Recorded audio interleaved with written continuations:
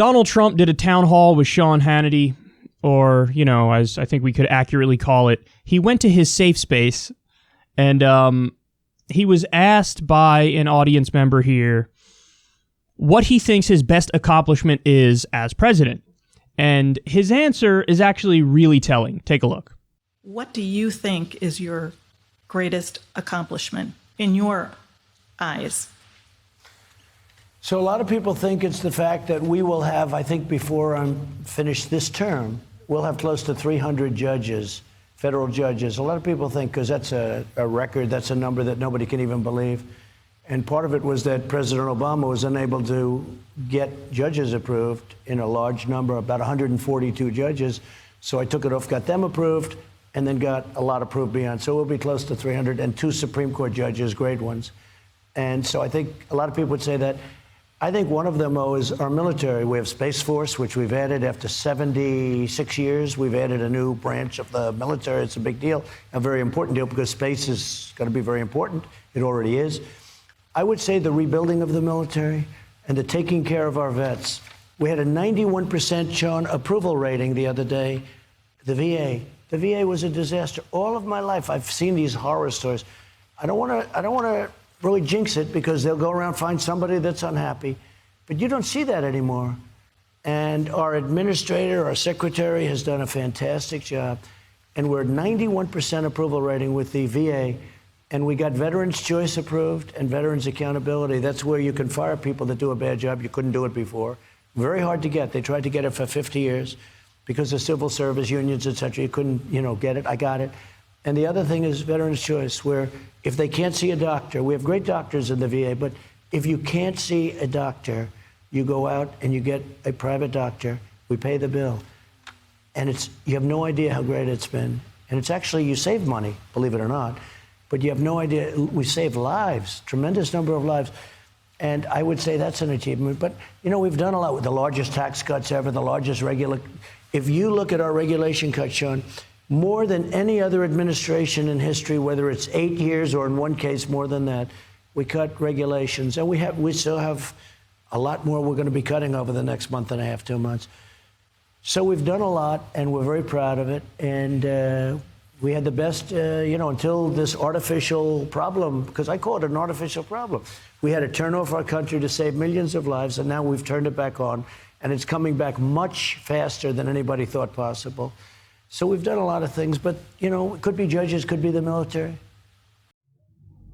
All right, so he lists 6 things there that he views as some of his best accomplishments, and he says, well, yeah, these are the things that people are debating over as to what's been the best. Let's go through them one by one. The first one, conservative judges. Now, the way this works is that Republican presidents pick judges and Supreme Court justices from this group called the Federalist Society. They are abysmal right-wing goons in every sense of the term. They're right-wing when it comes to social issues. They're right-wing when it comes to economic issues. There's nothing salvageable about them. If we happen to get lucky every now and then, like we did when it comes to Gorsuch or Kavanaugh, when it comes to the DACA decision or others, it's, honestly, total luck. We just luck out. But most of the time, they will be reliably right-wing. So he's bragging about a standard establishment Republican move. Hey, I picked conservative judges and justices. The second thing he says is rebuild the military. To use the word rebuild is beyond ridiculous. The military was already bloated under Obama. The military was already way bigger than it needed to be under Obama. And then Trump comes in with this ridiculous talking point about how the military's been utterly decimated under Obama, and what we need to do is we need to rebuild it. Basically there was no military when I came in power. Basically there was no military. Well, I rebuilt it, and it was amazing. It was tremendous. So as everybody knows, over the past few years, and the Democrats went along with this too, they would give Trump like $100 billion more for that year for the military, which, by the way, stop and think about it. These are the same people who are accusing Trump of being Vladimir Putin's puppet and being a Manchurian candidate, and then they turn around and give him more spying powers under the Patriot Act, and they give him a bigger military, which makes no sense, which means that they really don't think he's a Manchurian candidate. But nonetheless, they take our already bloated military budget, and they bloat it even more. And this is one of the top things Trump is bragging about. The chart on our military versus the rest of the developed world is mind-boggling. We spend more than the next 10 biggest militaries combined. I mean, it's a black hole. It's a total black hole. And this is at the same time that people don't have health care, at the same time that 80% of this country is living paycheck to paycheck. And this is where we are directing our resources. And he's bragging about it. Rebuilding the military. Oh, please. So, and then he goes on and says also, Space Force. So the drastically not needed branch of the military in space that, if anything, could set up the possibility of a potential third world war in the future when us and other world superpowers like China or Russia start fighting over whatever, Mars, the moon, things like that. I mean, the priorities, man, we have hundreds of thousands, if not millions of homeless people. None of them are taken care of, but we're going to blow billions of dollars on Space Force. And again, this is his list in his mind of his top accomplishments. The next thing he brings up, this gets progressively dumber and dumber, by the way. He brags about the stealth privatization of the VA. Veterans' choice, as they call it, just so everybody understands. What they're really trying to do here is find a way in the long run to fully privatize the VA. Because when you fully privatize the VA, then all of these, CEOs, billionaires, captains of industry, they could swoop in and profit off of the healthcare system for veterans. When it's fully public, when you have basically what's effectively a single-payer system for veterans, nobody's getting rich off that. So people want to cut, and so what they're doing is you ease into it. You start with, so if there's wait lines, instead of funding, the VA more, instead of hiring more doctors, no, that makes too much sense. That's too straightforward. That would keep everything public. No, don't do that. Do stealth privatization. Now we're going to allow you to go to a private doctor. And then eventually that'll become, hey, we're going to get rid of some of the public funding. We'll cut more of the public funding and we'll privatize it a little more. Hey, what if we had a couple corporations take it over instead of the government administering the care? And this is what you do. It's a slippery slope, and the end goal is to privatize the VA. This is what he's bragging about. Okay, then he says, tax cuts are, one of the big ones. Okay, those tax cuts were the Bush tax cuts on steroids. That's what they were. Those tax cuts, 83% of the benefits went to the top 1%. 83. It cut the corporate tax rate from something like 35% to 21%, which effectively, by the way, nobody pays that 35% rate, but it even would cut the effective rate even more. So it's nothing but a giant giveaway to corporations, nothing but a giant giveaway to the rich. Did you know in the long run, if you make like $75,000 a year or less, your taxes go up under that bill? That's the exact bill that establishment Republicans want and corporatists want. That's what that is. He's bragging about it.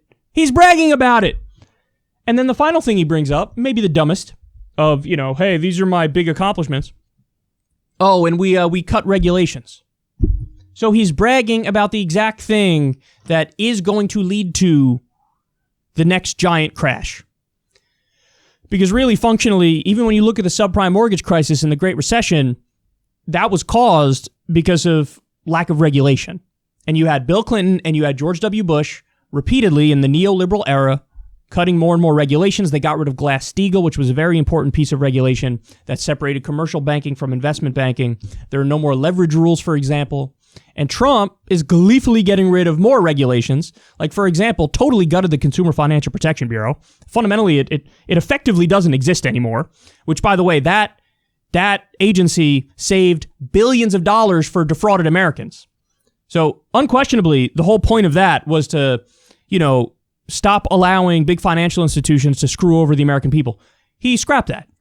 There was that big scandal that nobody talks about, which they should have, which is the predatory payday loan industry. They gave Trump and his team upwards of $1 million for his inauguration in 2016. Then the Trump administration turned around and gutted all of the the regulations that Obama had just put into place for the predatory payday loan industry. So in other words, there were new regulations and, by the way, new court cases that were going on where they were being sued. And the Trump administration came in, dropped all the cases, and got rid of the regulations which were going to go into place to, limit how predatory the payday loan industry could be. And remember, this is exactly after him and his team got $1 million or more than $1 million for his inauguration. See, this is what we're talking about. These are the kind of regulations that were gotten rid of. And then also, clean water, clean air regulations. We spoke about that on the show. So gut the environmental protections, gut the regulations on the predatory payday loan industry, gut the Consumer Financial Protection Bureau. So this is nothing but doing the bidding of the 1% and the corporations. This is like, oligarchy type stuff. This is what he's listing as his top accomplishments. So in other words, there's absolutely nothing on, he didn't say anything on trade. He didn't say anything on ending wars. Nothing on that. Nothing. And nothing on, we try to, remember, drain the swamp. I'm here to drain the swamp. That's what I'm going to do. Nothing on, hey, these are the anti-corruption things we went forward with. No. You want to know why? Because he didn't do that. So in other words, in Trump's own words, he may as well just say it. Like, I was total fake populist in 2016. I was pretending that I was, for the people or whatever, and mix it in with the social conservatism and the bigotry against Mexicans and Muslims. But even the populist rhetoric he was using, total nonsense, utter nonsense. At least, and you have to say it, at least with a guy like Mitt Romney, he was telling you up front, I'm Thurston Howell III, and that's how I'm going to act. I am an out-of-touch elitist, and that's how I'm going to govern. Trump pretended in some ways to be populist, and then he governs like a total establishment hack. So just so everybody understands, the point of me doing this segment is to show you, in his own words, here's what he says his biggest accomplishments are. So if you're somebody, and there are a lot of voters out there like this, just to be clear, it's not the leadership. I don't see any genuine populist right leadership. I think they're mostly all frauds. When you look at voters, there are plenty of voters who were 2 times Obama voters who flipped to Trump, and they live in the Rust Belt. And the reason they did that is because Trump was attacking Hillary on NAFTA and TPP, and he said, I'm going to keep your jobs here and all this stuff. So there are plenty of populist right voters who are like pro-unionization, pro-Medicare for all, pro-living wage, but they're, maybe socially conservative when it comes to gay rights issues and when it comes to abortion issues and when it comes to affirmative action or whatever. If you're one of those voters and you happen to be watching this segment, I just need you to understand that everything was a lie, and that what Donald Trump is doing here is he's bragging about being the most standard establishment Republican of all time. That's what this is. This is Trump waving the white flag and saying, I give up. I'm a complete standard establishment Republican hack. I'm an elitist. I'm a corporatist. And, with me, you get the standard corporatism and elitism, but also I'll be an asshole on Twitter. And so I don't even have that presidential professional quality that a lot of people in this country seem to love. So what do you get from me? Dickie McGee's acts. You get nothing. You get absolute failure on top of failure on top of failure. So just so everybody understands, if you're one of those people who was a 2 times Obama voter who flipped to Trump because, hey, I'll roll the dice, maybe he'll bust up the establishment. He did the exact opposite. He solidified the establishment. So you do with that information whatever you will, but this guy's a giant fraud, a giant hack, and he's a standard establishment Republican beefed up on steroids.